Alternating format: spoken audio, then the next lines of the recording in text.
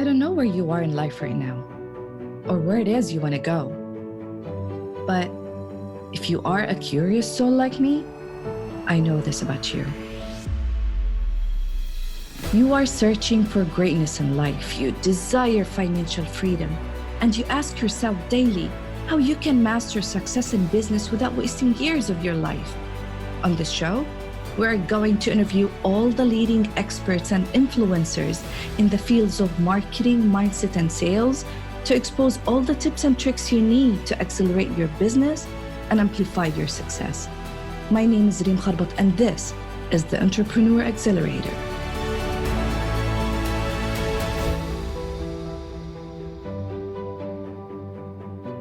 Welcome back to a new episode of the Entrepreneur Accelerator podcast. This is your host, Reem Kharbat. And guys, let me ask you this. If you feel confused or scared during this global crisis, maybe you have some investments and you think that you should sell them and, liquidate them. Or maybe you feel that you don't want to turn and get an advice from a specialist or maybe a financial or an investment advisor because you feel that they might take advantage of you during such times, then I believe that you will love this episode. But first, I want to state the obvious. The situation is unprecedented in our lives. And I know it's not easy, but we are still committed to serving at at the highest levels, whether serving our customers or taking care of my clients, and at the same time, taking care of you, my listeners of this podcast here right now. And that's why today, my guest in the show is someone who's going to help you answer some of your questions related to your financial investments or financial situation. My guest today, John Stoj, is likely the only investment advisor you've ever met who has managed both 3.5 billion in a sushi kitchen. John's career in finance began on a Wall Street trading floor over 25 years ago. His experience has uniquely prepared him to see the financial service industry for what it is, flush with companies and professionals far more focused on their own best interests than their customers. John founded Verbatim Financial to fight the good fight against burdensome fees and predatory financial service salesmen. John, thank you so much for being here on the show. I'm so happy that you're here with me today. Oh, thanks, Reem. I really appreciate you having me and chatting with you across the world from my seat here in social distancing isolation in Atlanta, Georgia. I'm happy to do so and to be able to talk with all your listeners. This is really great. Absolutely awesome. I'm so happy as well because at least we feel that we're still connected. We're still, alive, even that I'm in the lockdown for over 2 months now. As we were talking before the show, I'm about to go crazy, but having my guests on the show is just giving me, a hope and a feeling that everything is going to be okay very soon and things will just go back to normal. So how are you coping with the situation? How's everything there in Atlanta? Well, things are, I think in general, things are pretty good. We're lucky. We're staying healthy. I have a first grader who's doing virtual schooling, and I'm managing that from home.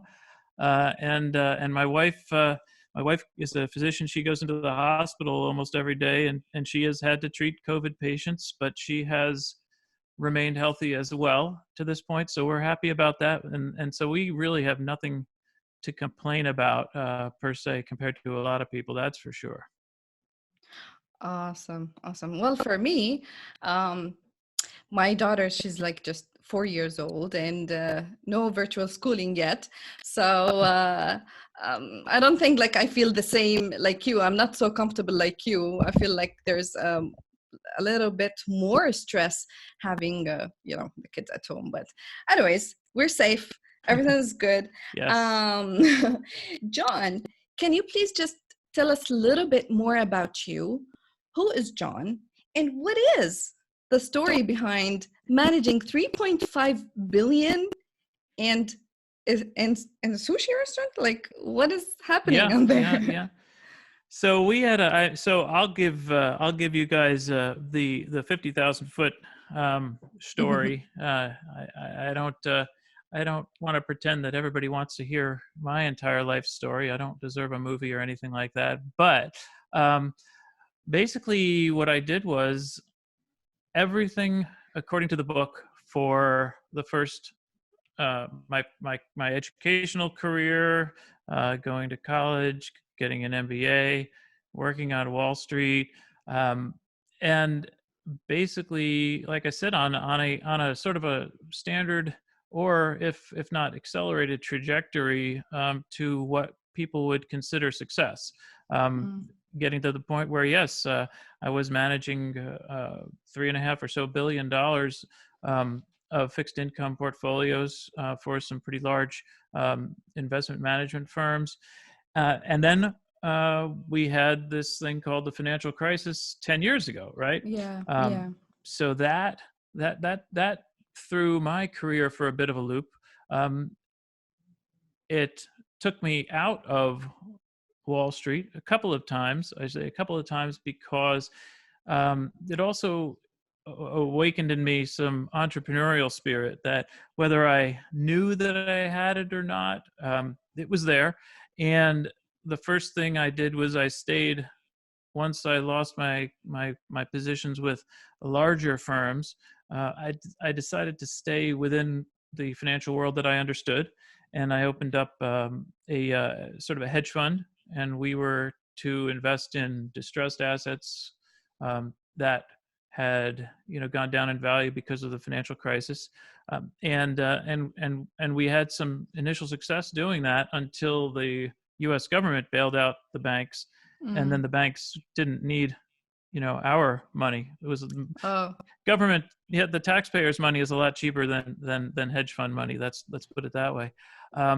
And so I got kind of bent out of shape and decided I was going to do something completely different then, and that's what led me to the food industry and sushi oh, wow. specifically. Yeah, I decided that I did not want to be beholden to anyone else who could decide. That's which is what I felt. I felt somebody else had decided for me whether my Mm-hmm. business could succeed or not, and Mm-hmm. I wanted to be in control of that. And so I also knew that I couldn't run a restaurant. I'm not that type of entrepreneur. But I could design processes, Yeah. and I could make sales calls and things like that. And so after looking at different types of businesses, and food being the one that I could identify that had in my opinion, some of the lower barriers to entry to new Mm-hmm. businesses, I went with sushi um, because sushi is essentially an assembly process to make sushi. The only thing you cook is the rice, and if you can cook the rice correctly, um, and if you can buy the right ingredients, high quality ingredients, then all you need is some fellows with good knife skills, Yeah. and you could teach them how to put together essentially sushi rolls, right? And so that's how I came upon that.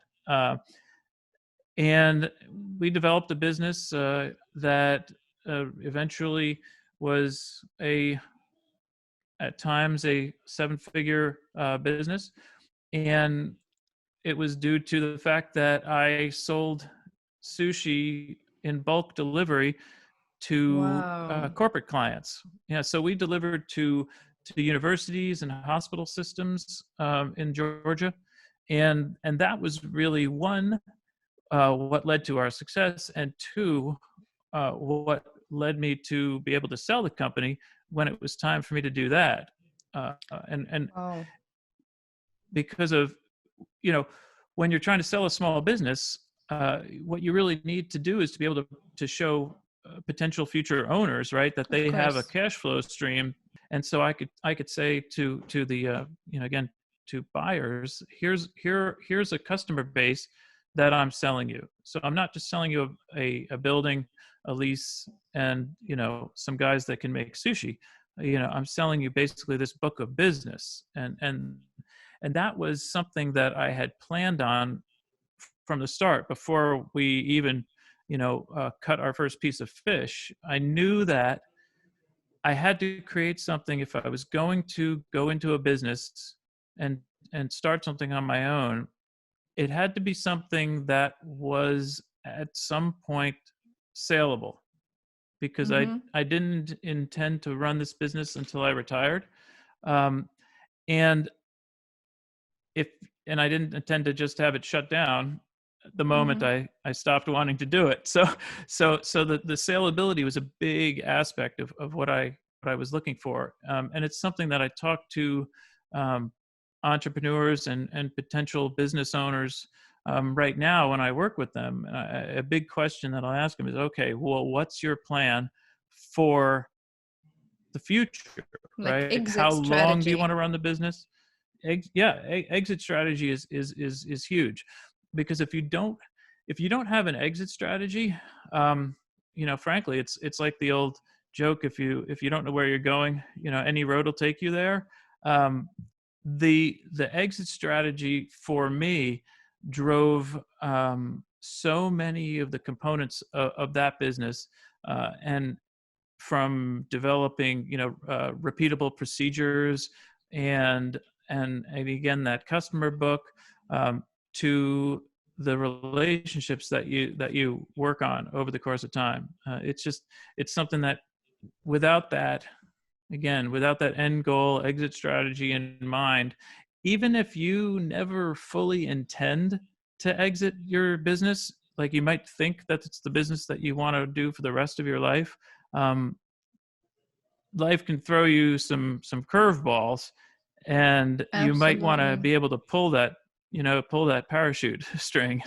But John, this is, of course, this is one of the most interesting discussions ever, because so many, I mean, so very little or few number of people who would have this mentality, as you said, who would know or think about planning their exit before even starting their business. I haven't seen people, like people, they always talk about their plans on how to grow and scale, but none of them like also the startups, like they don't even, when some investors ask them, for example, what is your exit strategy, no one thinks about that.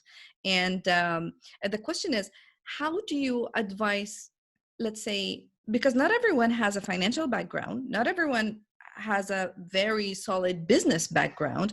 How do you advise, or what do you advise starting entrepreneurs to plan and think about the exit strategy? How do you have this in mind? How do you plan it? What are the KPIs that you look for? Like, what is it exactly that will help them think about that? Okay, well, that's a great question.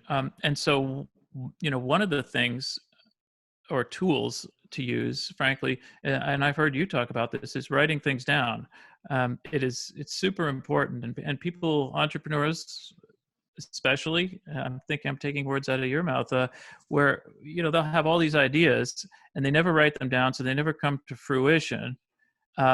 One of the things that you can do is plot it out, and you'd be surprised how much of this type of business planning doesn't require specific training, and again, in finance or marketing or any of that kind of stuff.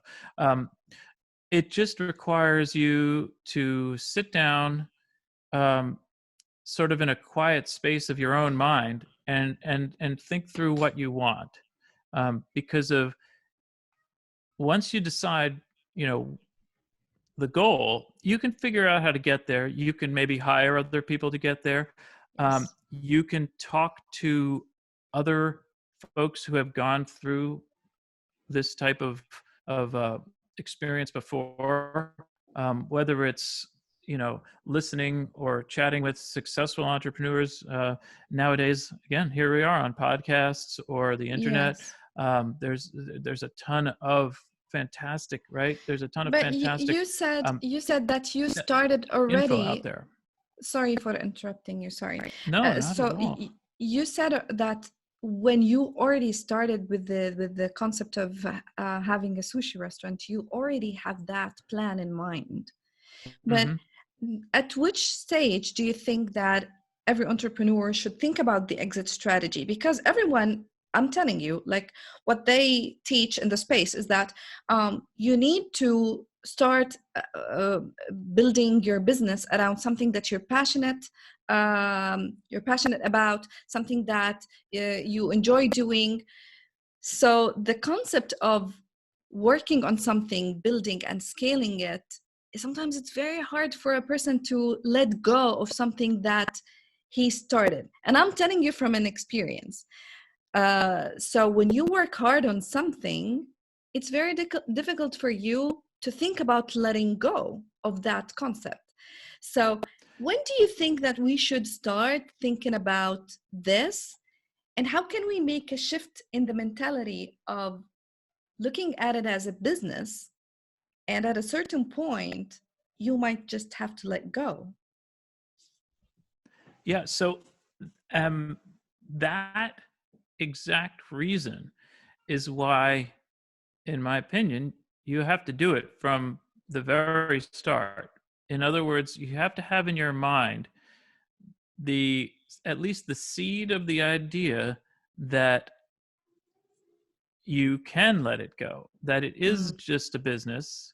Um, and if you have passion for it, that's fantastic. It's going to get you through the late nights and the long hours that come with uh, entrepreneurship and business ownership. Because of, yeah, you have to be the chief cook and bottle washer. It doesn't matter, yeah. what job has to be done. If Mm, you're the owner, you have to do it. And certainly I did them all in that business.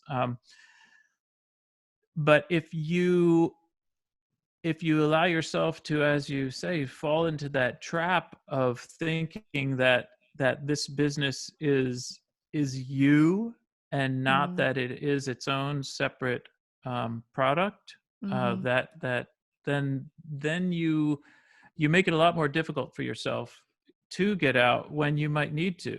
Now, I had a dream, if you want to call it that, despite the fact that I say that I had this idea of selling the business, or being able to sell it from the start.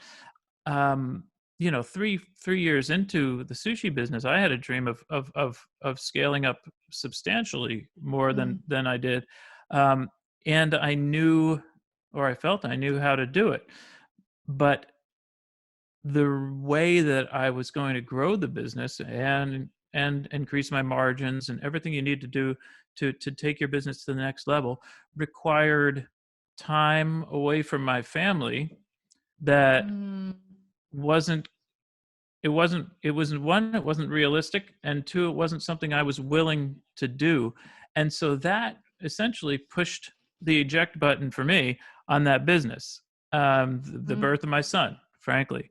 um, Wow. and so I combined that with the fact that I was going to have to go from a business that ran from Monday to Friday and allowed me to get home by 3, 4 in the afternoon, to a business that would have to run 7 days a week, um, and cause me to have to work 4 out of 7 days at night, in the evenings, Mm. and basically keeping me away from, like I said, my family. So that was it. So I had that dream, and but I also knew that, okay, life changes, and sometimes you have to change with it. And in fact, all the time you have to change with it. And if you're unwilling to, that's where you really run into the problems. You're amazing. You know why? Because just recently, actually 2 days ago, with I had this assignment from a coach of mine in an inner circle. We were just discussing the concept of the average perfect day. I don't know if you ever heard about that, but for me, it was totally new concept, which is to plan your perfect day. which leads you eventually, when you plan your perfect day, the average perfect day, which is like regardless of any kind of limitation, whether it's financial or geographical or anything, just you plan out how do you want your perfect day to be. Okay, this will lead you to think about your core identity, what you really want to be, who you are, which will also lead you to know what kind of business do you want to be, do you want to have, or do you want to run, and what kind of customers eventually you want to attract to you.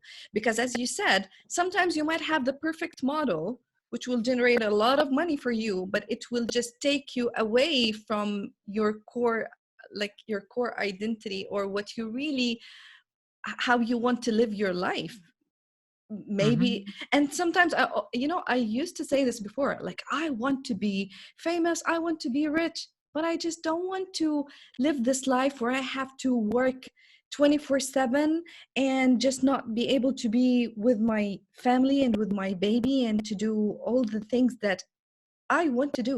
We want money Mm-hmm.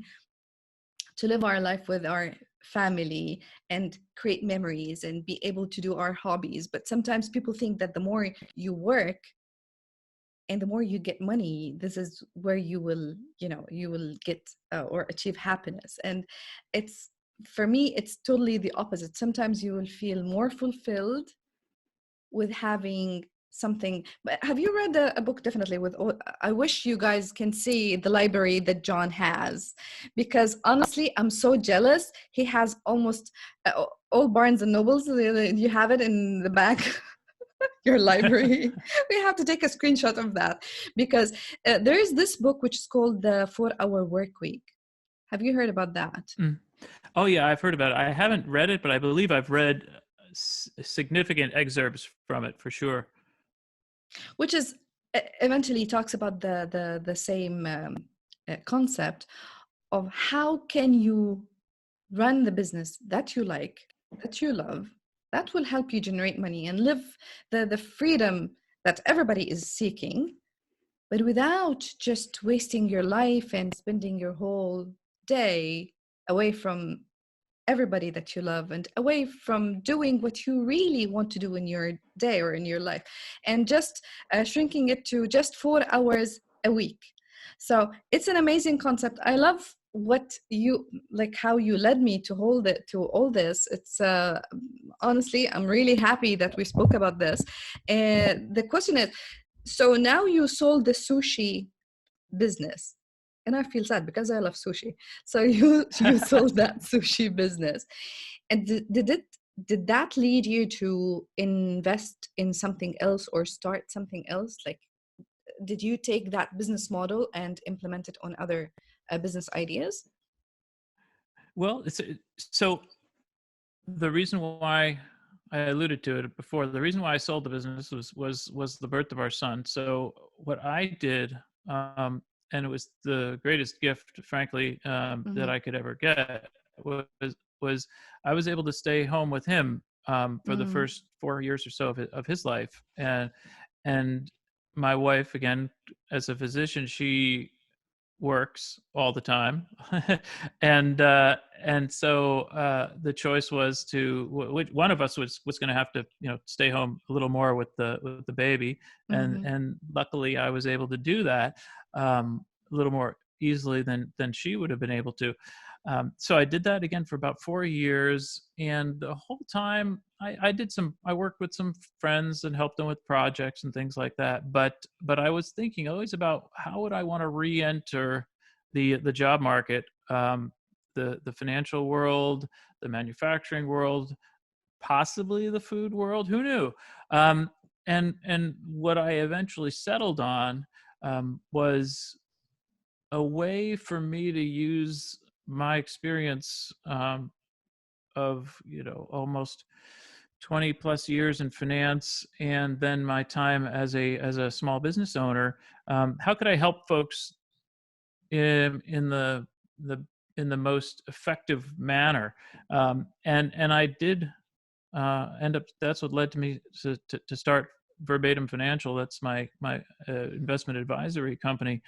Um, and I shied away from that for frankly for a long time, Even before I started the sushi business, after the financial crisis, people were telling me, well, geez, you should start an investment management company because if you Mm-hmm. know how to you know how to run investments, you know Of how to manage course. money. It seems like something you should do. But um, the I never thought that the industry was frankly. I didn't have a lot of respect, let's put it that way, for the industry of financial advisory, Mm. because there's a lot of sales involved. And there's a lot of attempts to convince people, clients, that an investment advisor is going to make them money. Mm-hmm. And that, to me, that's just not possible. Having managed the amount of money that I did, um, I knew that the markets drive returns, world events drive returns. Uh, the investment manager himself or herself, they don't drive the returns. They can put money in the right places for their clients, uh, but they're not going to make them any money. And so I just thought it was, for lack of a better word, a bit of a dishonest business in the communications that people had with their clients, and I didn't want to be involved in it. But I would say, again, referencing podcasting, I only really started to learn that there's a different side of the business, and Yeah.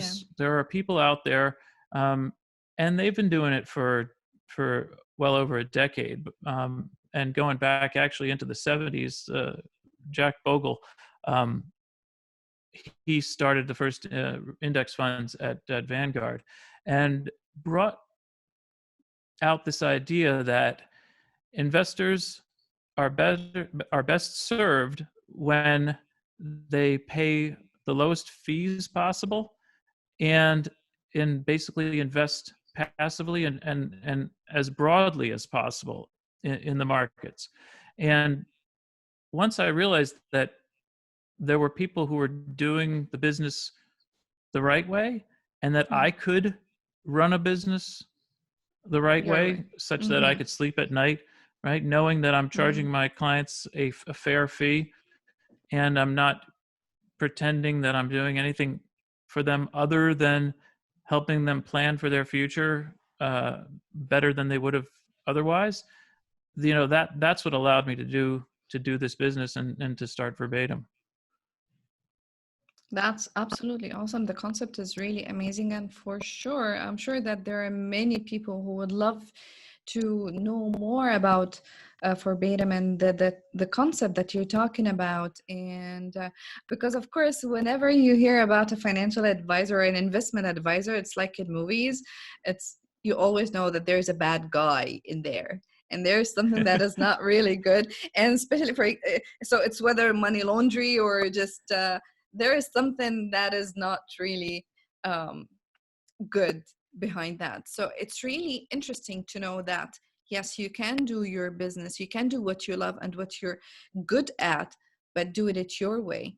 And I'm sure that there are many people who are like seeking and looking for something like that. And especially these days, and we're talking about now the economy is not at its best, and we know that everything is going down, and I'm sure that a recession is coming very very soon. What is your input in this regards, like with the pandemic and the financial market that is going down, and everything is just huge uncertainty, and people are just panicking, people are just withdrawing money, and no one knows what to do. From your own experience and as an investment and financial advisor, what do you suggest? What is your input, and how can we help let's say um, starting entrepreneurs who are having, maybe uh, they're having the fear, less clients because there are many people who lost their jobs and they cannot pay, and you know um, there are a lot of, as I said, uncertainty and fear in the air. So how can we help people and tell them from your point of view what to do next? Well, I think the real answer to that, or a large part of the answer to that question, goes back to what we were talking about earlier on in our chat, which is planning. And if you can put together a plan that makes sense for your long-term goals, you shouldn't have to make changes to that plan based upon extraneous events, even things like this virus. When you act from emotion is when you usually end up making your bigger mistakes, Yeah. and not just financially, right? But we can all look through our lives and think back and on probably some of the decisions we made that we might regret slightly. They were, chances are, taken out of emotion versus objectivity. Yeah. Um, and it just like the entrepreneur who gets the offer to sell her business for a massive profit, but refuses it because she wants to keep running Of it for course. herself, Of right? course. Yeah. The emotional connection to the business. And then, a couple of years later, through no fault of her own, the business is gone, right? Mm-hmm. You realize that the emotion is what damages you. So we don't know what's going to happen with this virus. The uncertainty is really the hardest part, I think, of the whole thing. And yes, have I had people calling me up? Not clients, thankfully, because if folks that work with me have already bought into the concept that we don't control the markets and we shouldn't make long-term decisions based upon short-term market moves, things like that.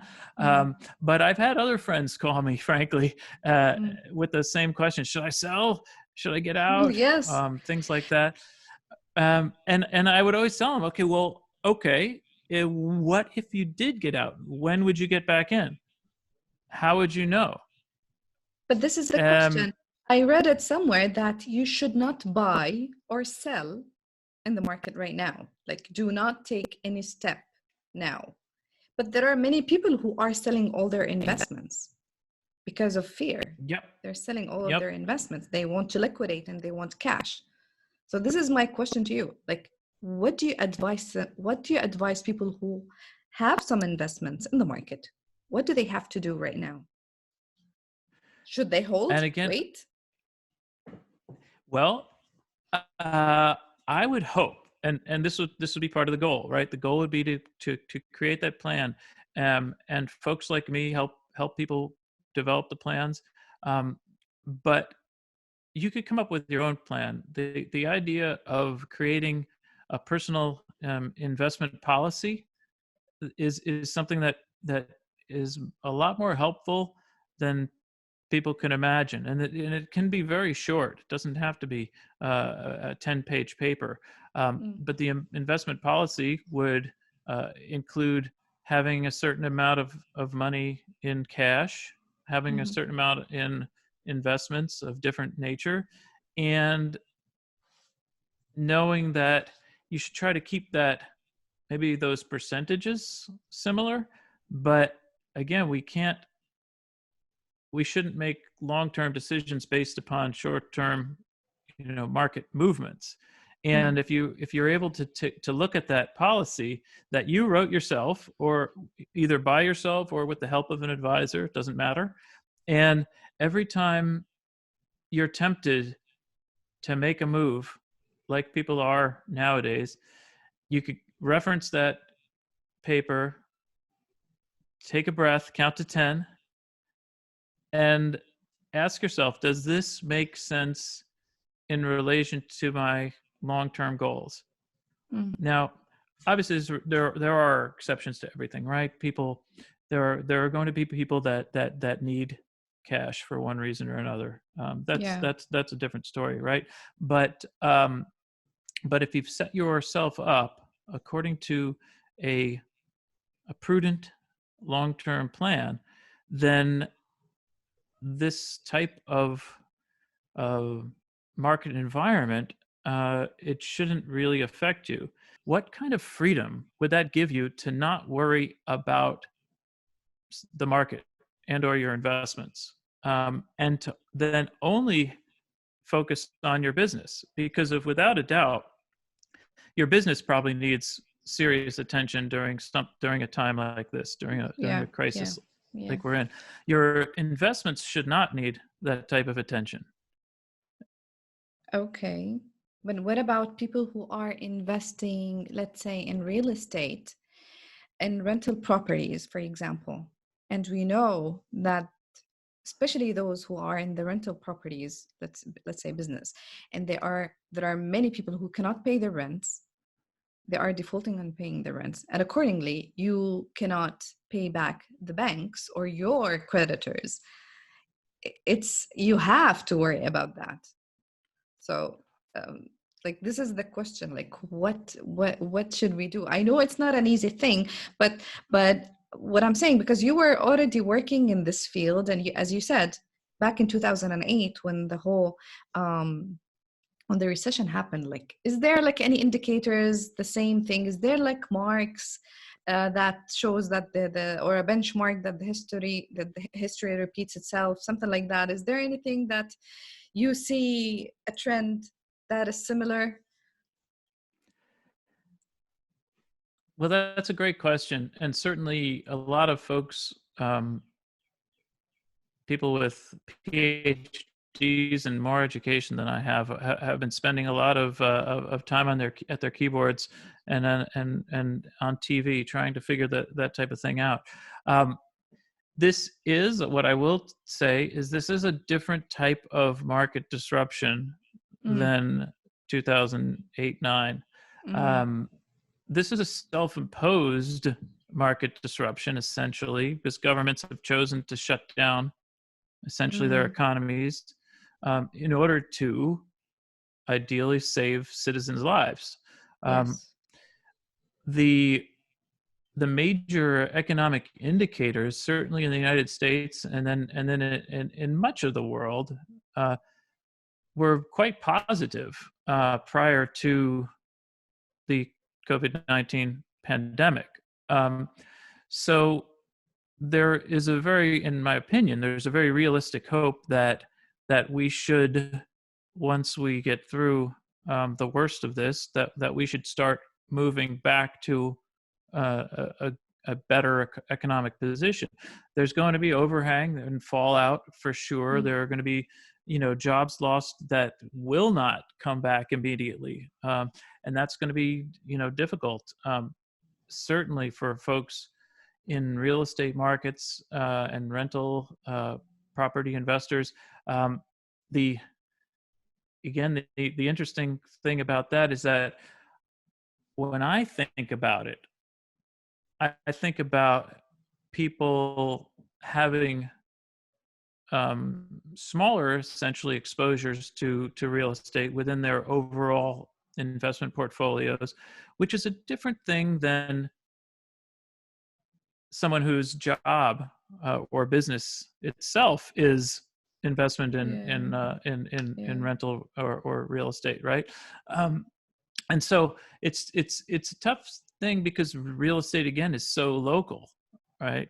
Um, Mm, there's going to be a big difference between different U.S. states' reactions and how they recover. Across the world, different countries are going to have different reactions.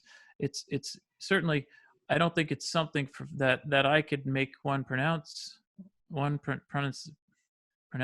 on the best move. The best move for an individual investor would be to have essentially a varied enough allocation of asset types within their portfolio, such that I if agree. they are exposed, to real estate, be it through funds or through properties themselves, then if that becomes a problematic part of their portfolio, it won't be, as damaging overall. Awesome. John, uh, if people want to know more about your services, first of all, who are your customers? Who do you help? Like, does Like anybody can come and invest, or you help them in their investment. Like anybody can come and work with you, or is there like a special criteria for people to work with you? Yeah, sure. Thanks for asking for that question. My clients are fairly varied, but I do tend to work with business owners and sort of folks at the executive levels, because they tend to be folks who don't have time to handle Run. their Mm-hmm. personal finances, or um, they have developed, or not developed, but they've allocated so much of their life to running their business and or their career that although they're perfectly capable Yeah. of doing their own investment planning and financial work, they know that they just don't have the time to do it. And things, Mm-hmm. right? We all know that if you don't devote the correct amount of time to projects, things fall by the wayside, and that's where again mistakes end up happening. So that's it. But I end up working with folks that really, they know they want to work with an advisor, but they're nervous about the financial services industry. Maybe they Yeah. were approached by an insurance salesman at some point Mm-hmm. in the past and sold something that they realized wasn't in their best interest. Um, or they were wined and dined at a steak dinner by Yeah. someone from one of the larger companies, and it just sort of left them with a bad taste in their mouth. So they know they need help, but they are suspicious of the industry. Uh, Once I talk to folks like that, they can usually get pretty comfortable with what I'm doing, and that allows us to start a relationship. Awesome. So if people want to know more about you, more about your service or your company, where can they find you?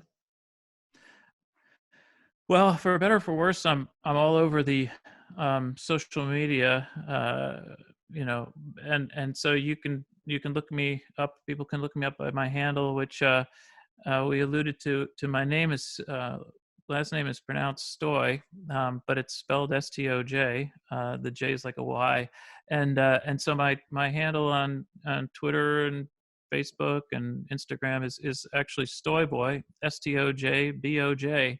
My Oh. little twist on that, and so they can look me up there, as well as going to verbatimfinancial.com. That's a great place to learn about my business. Awesome. I will have all the information written down in the show notes. John, I would really want to thank you for having you or for being here with me in the show. It was really amazing talking to you, um, especially that we talked about few things that I haven't in my show. I haven't spoken about before. And for me, coming from a finance background, I found it really, really interesting.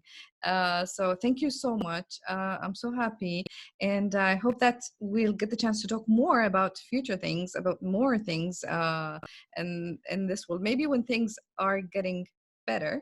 You never know. So thank you so much for being here in the Entrepreneur Accelerator, and hope you're staying safe. And God bless. Thank you.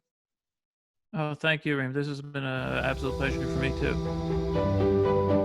Thanks for listening. If you liked today's episode, would you please take a minute to rate and review my show? That would mean the world to me. And let me know if you have any questions in mind or something that you're struggling with, so I can cover in future episodes. And don't forget to subscribe so you won't miss out. Let's accelerate your success together. And remember, success is not an accident. Success is a choice. See you next time.